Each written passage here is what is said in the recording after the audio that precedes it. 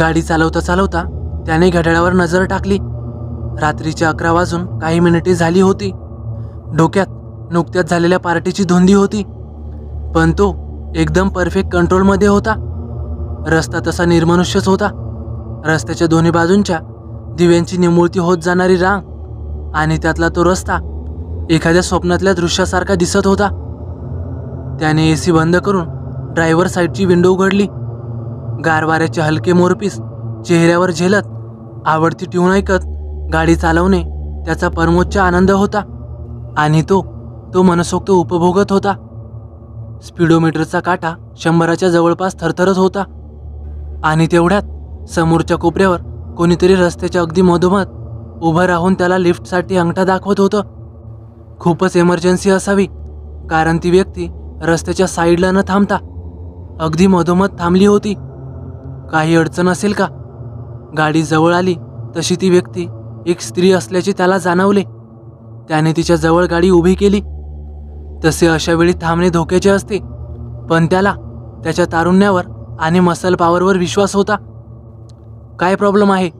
त्याने गाडीच्या खिडकीबाहेर डोकं काढून तिचे निरीक्षण करत विचारलं. ती एक तरुण स्त्री कसली? 22-23 वर्षाची मॉडेल मुलगीच म्हणा की. तिच्या हातात एक पुडके होते. हॉटेलचा एखादा पदार्थ पार्सल केलेला असावा. सर, मला मदत करा. माझी शेवटची ट्रेन मिस झाली. कशीबशी इथवर आली, पण तोवर बससेवा पण बंद झाली आहे. मला घरी जायचंय. तिच्या आवाजात खूपच प्रामाणिकपणा होता. त्याच्या मनाने नोंद घेतली.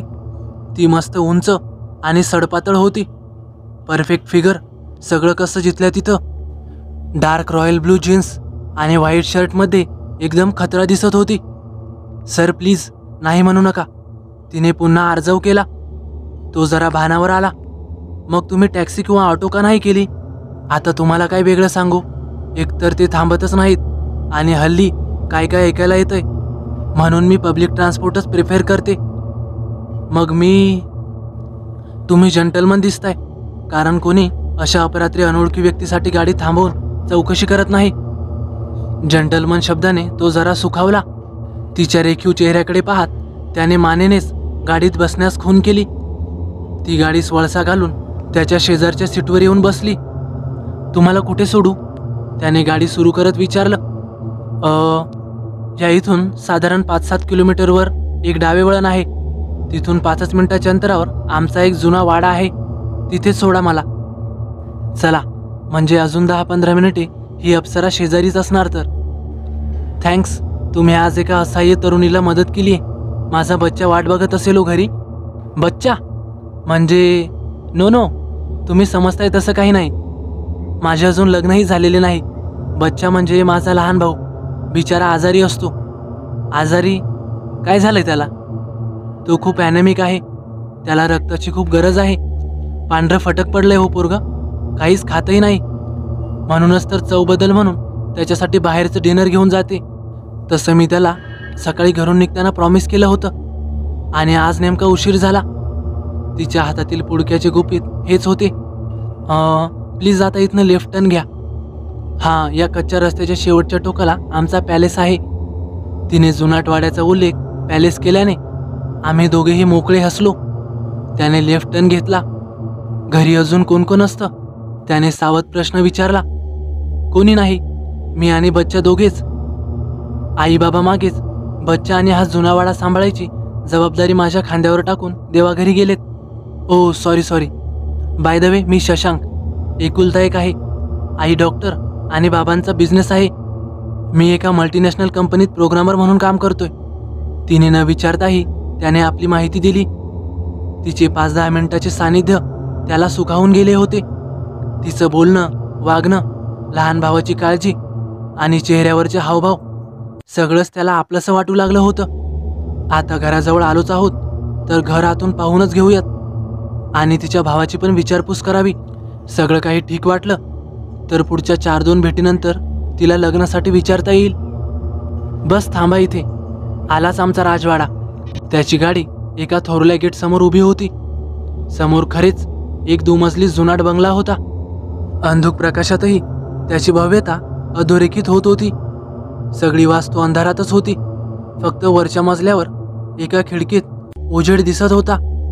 बहुधा ती बच्चाची रूम असावी.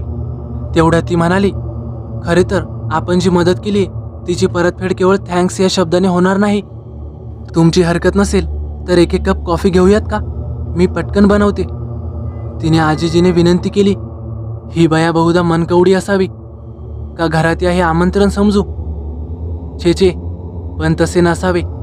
आजारी असला तरी भाऊ घरात आहे हे केवळ सौजन्य आहे. इतका वेळ आपण तिच्यासोबत बोलतोय, एक अक्षरही वावगे बोलली नाही. तसा बराच उशीर झालाय, पण एका कॉफीला कितीसा वेळ जाणार? आणि तुम्ही इतक्या प्रेमाने ऑफर करताय की नाही म्हणवत नाही. तो गाडी खाली उतरला. तिने गेट ढकलून उघडले. जुनं गेट कुरकुरलं. बंगल्याच्या भव्य दाराचे कुलूप उघडले. दिव्यांची बटणे दाबून घरभर उजेड केला. जुने खानदानी दणकट फर्निचर, भव्य पेंटिंग्स, तलम पडद्याच्या खिडक्या. तो सभोवताल पाहत होता. त्या भव्य हॉलमधून वरच्या मजल्यावर जाण्यासाठी एक जिना होता. उंच छतावर नाजूकसा झुंबर हलके झोके घेत होता. खरेच तो राजवाडाच असला पाहिजे. तेवढ्यात ती म्हणाली, आपण वरच जाऊ, बच्चाच्या रूममध्येच बसूयात, म्हणजे तुमची आणि त्याची ओळखही होईल. त्याच्याशी तुम्ही थोडे बोलत बसा, मी पटकन कॉफी करते. वरच शेजारी किचन आहे. मी फक्त ठीक आहे एवढंच म्हणालो. दोघे जिन्यातून वरच्या मजल्यावर गेले. बच्चाच्या रूमचे दार उघडेच होते. या घरात आल्यापासून शशांकला एक कुबट आणि जुनाट वास येत होता. पण हे साहजिकच होते. वास्तू जुनीच होती आणि कितीही म्हणलं तरी देखभाल त्या मानाने कमीच पडत होती. तेवढ्यात आतून आवाज आला, ताई तू आलीस? बच्चा अंथरुणातून उठून बसत म्हणाला. शशांक तिच्या मागून त्या रूममध्ये आला. तो जुनाट वास बच्चाच्या खोलीत जरा जास्तच येत होता. त्याने बच्चाकडे पाहिलं आणि त्याला धडकीच भरली, कारण बच्चा म्हणजे कातड्याच्या झाकलेल्या हाडांचा एक सापळा होता. त्याच्या कातडीचा रंग पांढरा फटकपेक्षाही पांढरा होता. त्याचे डोळे इतके खोल गेलेले होते की 5 फुटावरून सुद्धा शशांकला त्याची बुबुळे दिसत नव्हती. हो रे बच्चा, सॉरी आज जरा उशीरच झाला, ती असं म्हणाली. त्यावर तो दबक्या आवाजात म्हणाला, माझे डिनर आणलेलं दिसतंय. हो हे काय? तिने हातातली पिशवी हलवली. तोवर शशांकने एका लाकडी खुर्चीवर बसकन मारली होती. ताई तू पण माझ्यासोबत डिनर कर ना, तुला पण भूक लागली असेलच की. ते खरेच होते. तिचे पण भुकेने आतडे तुटतच होते. तिने मानेनेच होकार दिला आणि अचानक शशांक समोर जे दृश्य आलं ते पाहून शशांकचे हातपाय जागीच बसले. ती सुंदर तरुणी अचानक एका वेगळ्याच रूपात त्याच्या समोर आली. विस्कटलेले केस, लांब लांब सुळे दात आणि लालबुंद डोळे, आणि तिचा चेहरा तर पूर्ण हाडकांचा होता. जणू कित्येक दिवसांपासून एखादं प्रेत ठेवलेलं आहे. दुसऱ्या क्षणी त्याला काही कळायच्या आतच दोघे बहीण भाऊ शशांकवर तुटून पडले, कारण तोच तर त्यांचा डिनर होता.